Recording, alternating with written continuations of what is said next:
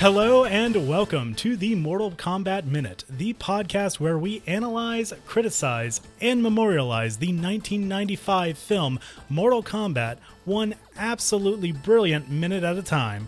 I'm Phil Casper from philcasper.net. I'm Spanish from GameFixShow.com. And we are on minute number 38. This minute starts off with an off-the-wall roundhouse kick by Liu Kang to a fighter's face, and it ends with Raiden applauding and congratulating Liu Kang, Johnny Cage, and Sonya Blade on a successful fight. Oh, yes. Finally, we get to see a fight, apart from, Sub-Zero destroying somebody without any battle, without any... There was nothing. That wasn't a fight. I wouldn't really call that a fight. Yeah. This is the first true action scene of the movie. Well, we come off from the last minute, which involved, as you put it, with the three heroes, or the three combatants, depending on how you look at it, fighting 6 different enemies / guards, and with, of course, the Mortal Kombat music blasting in your ear behind. Are they 6? I thought there were 5. No, there was 6. There was 3 that came down, hit Johnny Cage. Then there was 3 that come out for Liu Kang and Sonya, and 1 peeled off to attack Sonya, and 2 attack Liu Kang. You're right. I don't know why I forgot that. I don't know. It's all good. But this is you Phil can go back and listen to our old show anytime you want, just like the great listeners that we have. So. Indeed. So going into this minute though, like as we go through like these quick shots of just these fighters getting pummeled by our heroes, I noticed that there is apparently like a short little gaffe or a minor inconsistency that I found on the internet about Johnny Cage and the people he's fighting against. He knocks out one guy, and then another guy with a staff tries to attack him, but Johnny Cage grabs that staff and backhand punches the dude, right? Yeah, right. Right. So I guess we assume that he has disarmed the guy with the staff, right? I don't think we really clearly see that, but shortly after that, we see Liu Kang do like a double kick, his double action kick on 2 guys, and then we cut back to Johnny, where he doesn't have that staff in his hand. Instead, he does a roundhouse kick. He doesn't have. Okay, here. Let me make sure it's right. So he like kind of grabs. He does the backhand. Okay. Right. And then it shows Sonya getting some. And then it goes back. I like to say. Then it goes back to Johnny Cage, and he does not have a staff. Then it goes right to Liu Kang, where he does the double kick. Then it goes back to Johnny Cage, where he has the bow staff. Right, and throwing the dude towards Sonya Blade. Yeah, thanks. Right. Yeah, thanks for that quick breakdown. But yeah, like, so I was like, this teleporting staff, it was kind of weird to see that, but it's just really quick. So I just dismissed it like the first few times that I ever saw the film. Yeah. Well, I mean, who's going to catch that in the as you're watching it and you're finally like, oh yes, a fight. Yes, this is great. But you're not watching those little tiny details. You're just watching the fight and watching them, as I put it before, get some. But not us. We break this down to every minute detail, even to the point of, did you notice Goro's chair? I noticed it. What about it? I'm thinking it's a different chair for this scene during the fight scene versus when we saw it like a couple of minutes ago. When our heroes first came into the room.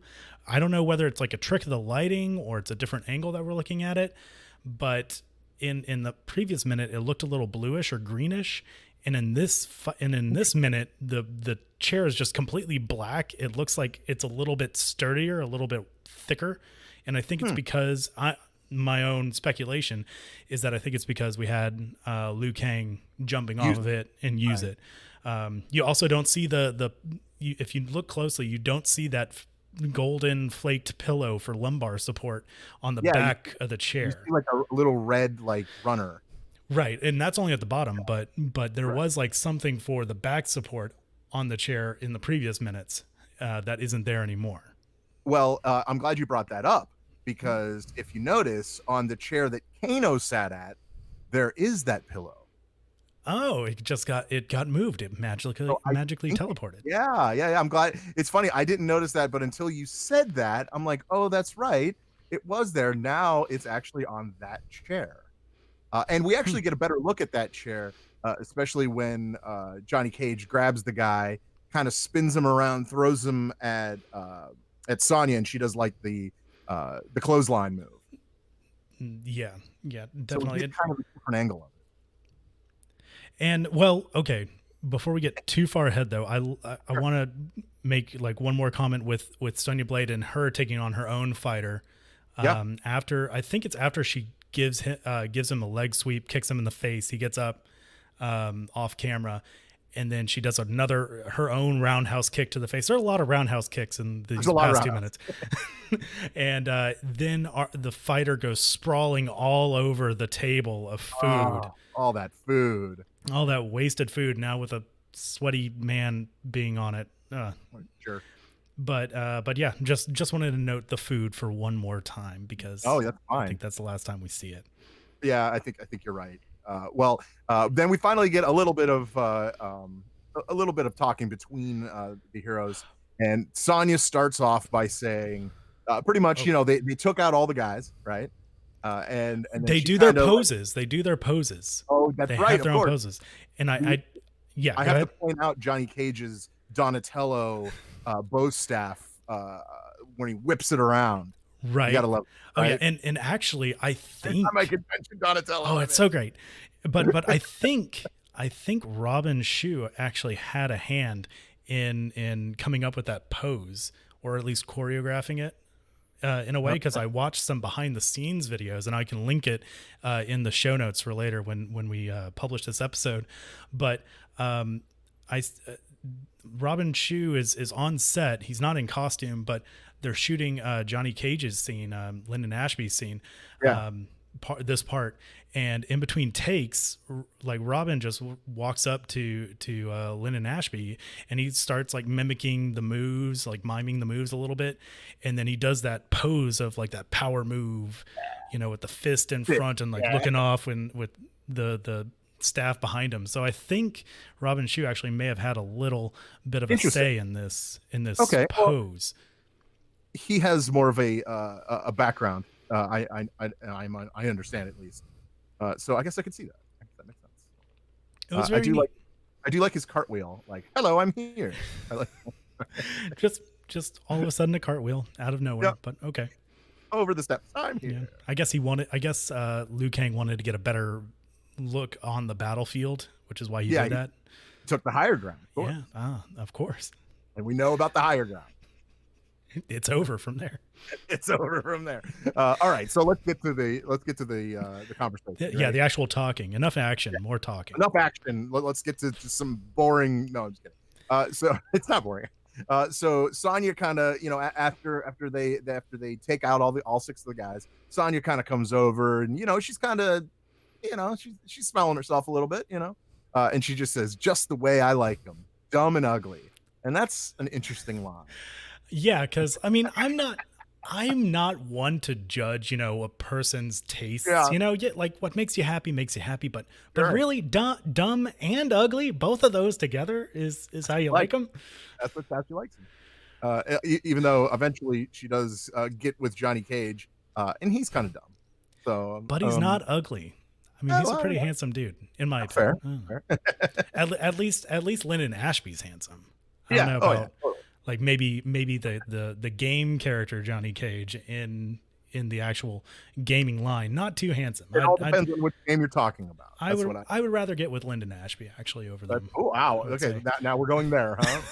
Well, yes, I'd probably get with Sonya, so that's just okay. Fair enough. So after she says that line, then Johnny Cage, of course, piece of cake, because nothing. No. Lou walks in saying, piece of cake, huh? Yeah, like, oh really? And Cage goes, Well, it was easy for me. Notice though how Johnny Cage is delivering this dialogue though. He's the only one of the three out of breath. Oh yeah, totally. So that's why Liu Kang's like, oh, it was easy, huh? Like you're the only one over here like heavy breathing. Like you actually have a real piece like taste of action, and fighting, not in a movie. Well, I mean, he did fight 3 of them. So let's keep this in perspective, Yeah, I guess so. But I mean, well, yeah. Well, Liu Kang had to deal with 2 people with weapons, I believe. At least one, one with weapons. Yeah. No, 2. No, absolutely. Bladed weapons at that. Like sure. One bladed, one bow staff. Yeah. But then, of course, Sonya goes, "Oh, get over yourself." Because she's tired of the cockiness. I think is really where she's at. Yeah, everyone. I think they're all getting tired of Johnny Cage's cavalier attitude there. But of course, like Johnny Cage is so cavalier that you want to give the next line. Oh, okay. He's like, "Oh, what is with you guys? We're standing, they're not. What more do you want?" Of course. I mean, he's right though. I mean, you can't argue with him. He's absolutely correct. Results are results. He has a point. And then all of a sudden we get a nice slow clap, little golf clap, right?